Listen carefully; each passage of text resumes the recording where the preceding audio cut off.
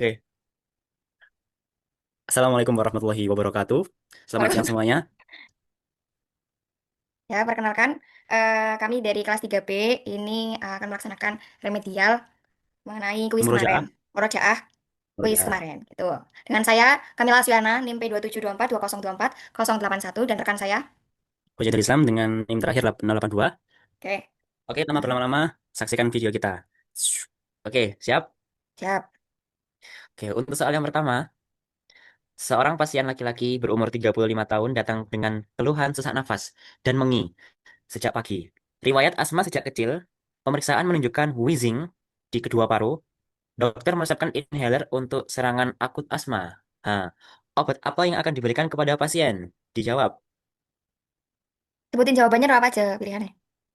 Oke, untuk A itu salbutamol, untuk B f- formoterol, untuk C budesonide, D montelukast, dan E theophylline. Dari A, B, C, D, E apa jawabannya? Ah, salbutamol. Oke, Betul apa ente salah, yakin Pak? benar jawabannya? Yakin, yakin. Kan Oke, asma kenapa? akut. Kalau itu aku apa? Asma akut. Oke, sip, benar. Oke. Berarti lanjutnya aku ya. Aku ngasih soal Yoi. kamusnya. Nomor 2, pasien perempuan 28 tahun dengan asma persisten ringan mengalami gejala harian, tetapi tidak ada serangan akut. Dibutuhkan obat untuk kontrol asma jangka panjang. Obat apa yang Anda rekomendasikan? A. Apa Salbutamol. tadi? Obat apa? Obat yang untuk Obat jangka panjang. ya untuk jangka panjang, untuk kontrol jangka panjang. Mhm. Obat apa yang Anda Jawabannya rekomendasikan? A. Salbutamol. B. Budesonide. C. Ipratropium bromida. D. Guaifenesin. E. Loratadine. untuk jangka panjang ya? Ya, Pak. Oke, jawabannya B, Ya, betul. budesonide. B untuk budesonide. Betul ya. Untuk kontrol asma jangka Oh, panjang itu pakainya budesonide. Kalau tadi yang oke. akut, asma Pakai akut ya, salbutamol. pakainya salbutamol. Siap. Oke, Sama aku selanjutnya Pak. salbutamol. Oke, gantian kamu. Nomor 3. Seorang pasien berumur 22 tahun mengalami bersin, hidung tersumbat, dan mata berair selama 2 minggu. Tidak ada demam. Obat apa yang paling tepat untuk gejala ini? A. Loratadine. B. Salbutamol. C. Ipratropium bromida. D. Kodein. E. Budesonide. Apa jawabannya? Loratadine A. Loratadine. Oke, sip, benar. Oke, selanjutnya ya Pak. Loratadine termasuk obat antihistamin. Oke, gantian. Nomor 4, pasien laki-laki 60 tahun dengan COPD kronis mengalami batuk berdahak dan sesak saat pagi. Dia memerlukan obat inhalasi untuk mengurangi bronkospasme. Obat inhalasi ya untuk bronkospasme. Apa rekomendasi Anda? A. Ipratropium bromida. B. Dextromethorphan. C. Ambroxol. D. Loratadine. E. Guaifenesin.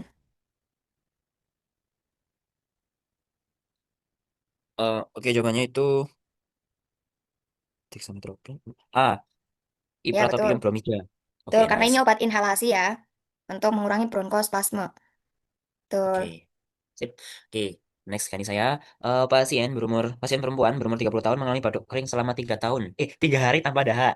Tidak ada demam atau sesak. Lama banget udah di rumah sakit, Cam. Cam mesti ke rumah sakit itu. Oke, pasien perempuan 30 tahun mengalami batuk kering selama 3 hari tanpa dahak. Tidak ada demam atau sesak. Obat apa yang akan direkomendasikan? Oke, untuk A. Dextromethorphan. B. Guaifenesin. B. C. Salbutamol. C. Ipratropium bromida. Dan E. Loratadine. Karena ini batuk kering ya, batuk kering itu pakainya Iya, batuk dextromethorphan. kering. Oke, Dextromethorphan Pak untuk A. sip. Jawabannya A. Oke, selanjutnya ya Pak. Oke, Hmm. pasien laki-laki 45 tahun dengan bronkitis kronis, batuk berdahak kental, sulit dikeluarkan, dia memerlukan obat yang membantu melarutkan dahak. Ini kuncinya membantu melarutkan dahak ya. Apa yang Anda rekomendasikan? A. Acetylcysteine. B. Salbutamol. Oke, A. C. Saya beli A. Saya beli A. Wah, Dah, sudah pintar. jawabannya itu. Sudah pintar, Pak. Oke, sip, sip. Ya, Betul soalnya tadi ya? untuk menurunkan dahak kan. Udah, Ya, ayo. betul. Udah yakin itu. Oke, lanjut. Ganti aku. Udah ini. Tujuh. Oke, seorang anak laki-laki 8 tahun dengan flu, batuk berdahak, encer. Dia memerlukan obat yang mempermudah pengeluaran dahak. Apa yang direkomendasikan? Ini untuk mempermudah pengeluaran dahak. A. Budesonide. B. Dextromethorphan. Dextromethorphan. C. Guaifenesin. D. Salbutamol. E. Ipratropium bromida. Yuk, Kalau yang tadi kan melarutkan dahak, kalau ini mengeluarkan ya, mengeluarkan dahak ya, mempermudah mengeluarkan pengeluaran dahak. dahak. Pakainya C. Guaifenesin, Pak. Oke, that's right. Nah, guaifenesin. Oke, selanjutnya ya. Nomor 8. Pasien dewasa dengan pilek hidung tersumbat, bersin, dan napas tersumbat, dia memerlukan obat untuk meredakan hidung tersumbat. Meredakan hidung Oke. tersumbat, ya ini cuma bersin aja berarti. Apa yang Anda rekomendasikan? A. Pseudoephedrine, B. Loratadine, C. Budesonide, D. Salbutamol, E. Acetylcysteine. Oke, jawabannya A. Pseudoephedrine. Ya betul, karena ini buat bersin doang ya, atau hidung tersumbat aja. Nggak ada batuknya, Oke. jadi pakainya pseudoephedrine. Betul. Oke. Terus untuk pasien asma persisten sedang mengalami batuk malam dan sesak beberapa kali seminggu, dia memerlukan obat inhalasi. Apa obat yang rekomen untuk pasien asma persisten sedang? A. Salmeterol dan fluticasone. B. Formoterol. C. Loratadine. D. Guaifenesin. E. Asetilcysteine. Oke, karena ini obat inhalasi ya, jadi pakainya A. Salmeterol dan fluticasone. Oke, sip, benar. Selanjutnya ya Pak, soal terakhir. Pasien asma kontrol baik membutuhkan bronkodilator untuk kontrol jangka panjang yang termasuk acting beta 2 agonis. Apa obat yang Anda rekomendasikan? Oke, long acting beta 2 agonis ya, obat lasa berarti. Ya. A. Budesonide, B. Busalbutamol, C. Formoterol, D. Ipratropium bromida, E. Loratadine. Yang termasuk long C. acting beta. Oke, betul. C apa C. emang Pak? Formoterol. Ya, betul. Iya nggak sih? Ya, betul. Oke, Formoterol. formoterol. Masuk obat lasa. Oke, kita ganti bab ya Pak. Oke, siap. Kita ganti bab ke C. Aku ganti dulu ininya. Ini apakah anti diabetes, Pak? Oke, antidiabetes ya. Antidiabetes, diabetes, diabetes. Oh. Sebentar. Oke. Yups, soal. Sudah terlihat, Pak? Kurang digedekan sedikit. Kok nggak bisa gede ya? Nggak bisa nih. Segini, Pak. Cukup, Pak. Kurang. Hmm. Oke, cukup.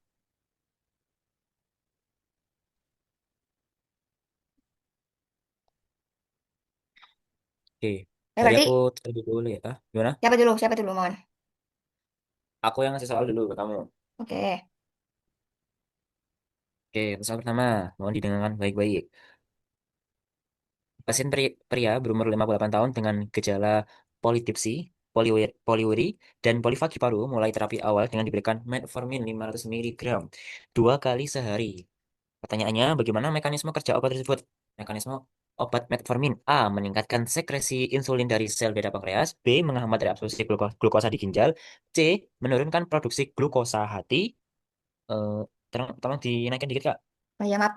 Oh, ini ya, Pak. Oh iya. Eh, Terus untuk yang D menghambat DPP 4 sehingga GLP-1 meningkat. Yang E menunda penyerapan karbohidrat di usus. Jawabannya apa? Jawabannya C. Menurunkan produksi glukosa hati atau gluconeogenesis. Karena ini metformin. Oke, Jadi benar. Jadi bekerjanya di itu hati. merupakan mekanisme kerjanya dari obat metformin. Next. Oke. Selanjutnya, Bapak ya. Bapak Icam. Pasien wanita 72 tahun dengan DM2 dan gagal ginjal kronis, dalam kurung EGFR-nya itu 28 mili per menit per 1,73 meter persegi ya. Ditawarkan penggunaan metformin. Apa yang Anda rekomendasikan? A. Dosis biasa karena ginjal masih cukup. Kemudian kalau B itu hentikan metformin karena resiko asidosis laktat meningkat.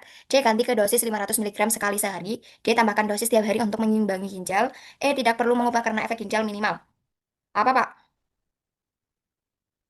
Mohon maaf, bisa diulang untuk yang B tadi apa? B. Hentikan metformin karena risiko asidosis laktat meningkat. Oh ya, itu jawabannya. B. Ya, betul ya, karena Oke, metformin itu bisa meningkatkan asidosis laktat. Oke, betul, Pak. next. Pasien dengan HbACl-nya, HbA1c-nya 7,5%, terus GDS-nya 300 mg per desiliter, terus GTB-nya 160 mg per desiliter, memulai terapi glibenclamid 5 gram, 5 mg sehari. Efek samping yang paling berisiko dari obat Glibenclamid apa? A. Hiperglikemia. B. Hipoglikemia berat. C. Peningkatan berat badan sangat minimal. D. Acidosis metabolik. Dan E. Penurunan sekresi insulin. B. Hipoglikemia berat, Pak. Kenapa nggak A? Oh ya, ada B benar. Yuk. Karena ini berat, bisa menyebabkan hipoglikemia yang berat. Hipo ya Oke. bukan hiper. Kalau hiper kelebihan dong. Oke, saya lanjutkan ya, Pak. Pasien dengan HbA1c 7,5%, DDS 300 mg per desiliter, dan GDP 160 mg per desiliter diberikan glipizid 10 mg sehari. Apa mekanisme kerja utama obat tersebut? A. Menghambat transporter SGLT2 di ginjal. B. Menghambat reseptor PPAR Y di jaringan adiposa. C. Merangsang sekresi insulin lewat penutupan kanal A plus ATP. D. Menghambat enzim alfa glukosidase di usus. E. Meningkatkan sekresi GLP1. Ih, susah nih. C, Kak. Merangsang sekresi insulin lewat penutupan kanal KATP. Ya, betul. Ini Ya, mekanisme kerja utama oke, sip dari lah. obat. Mana tadi? Nah, dari obat Glibenclamid. lipizid. Bukan nih. Glipizid. Ya. Glibenclamid. Obat diabetes. Oke, kan ya, Kak. Pasien pria, ini pria ya, 60 tahun dengan DM2, diberikan repaklinid. Kapan waktu terbaik pemberian obat repaklinid? Obat apa? Repaklinid ya, Pak? Repaklinid. A. Pagi setelah sarapan karena efeknya lambat. B. Sebelum makan karena onset cepat dan durasi pendek. C. Setelah makan karena untuk menurunkan glukosa pasca makan. D. Malam hari saja karena efek malam hari. E. Tidak penting. Haha, tidak penting. Waktu karena durasinya panjang. B, Pak. Sebelum makan karena onset cepat dan durasi pendek. Oke, sip, bener. Oke, selanjutnya, wanita 65 tahun dengan diabetes mellitus 2 diberikan neteklinid 120 mg sebelum makan besar. Namun, dokter juga ingin memberikan glimepiride. Apa keunggulan utama obat pertama dibanding yang kedua? Jadi, keunggulan dari neteklinid dibandingkan glimepiride. A. Durasi kerja panjang sehingga cukup satu dosis sehari. B. Tidak menyebabkan hipoglikemia. C. Efeknya pada insulin negligibel. D. Tidak ada interaksi obat apapun. E. Hanya diberikan saat malam hari. Keunggulan ya, Pak, Hmm, yang ditanyakan keunggulan. unggulan. Yuk, Ini berapa menit kok sampai berapa menit ini? nggak ada minimalnya. Gak ada minimal. Ya, habis ini udah, Pak. Oke. Saya aku lali cuy. Ini Aku sampai lupa. 10 dulu ya, Jam. Habis itu udah, Jam. Oke, segitu aja ya. B. Tidak menyebabkan hipoklimia. Benar nggak? Aku ngawur. Ya, betul. Betul, Pak. Oke. Ini harusnya kayak gini nih pas kuis. Ngarang. Ngawur bener. Oke, sip lah. Ini aja. Pasien diabetes mellitus 2 diberikan pioglitazone. Oke, tadi nomor 7 7. ya. Pasien DM2 diberikan pioglitazone 15 mg per hari. Bagaimana mekanisme kerja obatnya? A. Menghambat SGLT2 dan meningkatkan ekskresi glukosa urin. B. Stimulasi sekresi insulin via sel beta pankreas sehingga kadar insulin meningkat. C. Aktivasi PPAR. Y yang meningkatkan sensitivitas insulin di jaringan perifer. D. Inhibisi alfa glukosidase di usus sehingga penyerapan glukosa menurun. E. Inhibisi DPP4 sehingga meningkatkan kadar hormon inkretin. C. Aktivasi PPAR yang meningkatkan sensitivitas insulin di jaringan perifer. Oke, benar. Itu tadi cara kerja dari obat pioglitazone tadi. Ya. Pioglitazone. Pioglitazone. Guys, selanjutnya pasien DM2 diberikan pioglitazone 15 mg per hari. Apa efek samping obat tersebut yang harus diwaspadai? A. Hipoglikemia berat. B. Resiko hipertensi berat. C. Peningkatan risiko gagal jantung. D. Resiko gagal ginjal akut. E. Kerusakan saraf perifer. Hmm. Oke, untuk efek samping dari obat pioglitazone itu C. Peningkatan risiko gagal jantung. Ya, betul. Oke, sip, yes. Oke, ganti aku. Pasien DM2 diberikan Akarbos 50 mg 3 kali sehari sebelum makan. Oke, bagaimana mekanisme obat Akarbos? Ayo. Eh, eh, eh. B. Menghambat enzim alfa glukosidase. Oke, benar, sip. Menghambat enzim alfa glukosidase. Oke, pasien DM2 diberikan akarbos 50 mg 3 kali sehari sebelum makan. Apa efek samping yang paling sering muncul dari akarbos? Oke, A. Akarbos Hipo itu ini. B. Pusing. C. Ini. di Akarbos itu efek sampingnya C sih. Ya, Flatulensi dan betul. diare. Ya, ini Flatulensi dan diare. obat beda Ada sendiri kentut? ya. Ini efek sampingnya beda sendiri, flatulensi dan diare. Ada kentutnya. Hah? Oh Ada iya. kentut gak sih flatulensi? Iya, betul-betul. Oke. Sekian. Yeay. Oke, sekarang. Dah. Oke, penutup. Sekian dari kami, kurang lebihnya mohon untuk dimaafkan karena Akhirul kalam, ya wassalamualaikum warahmatullahi wabarakatuh.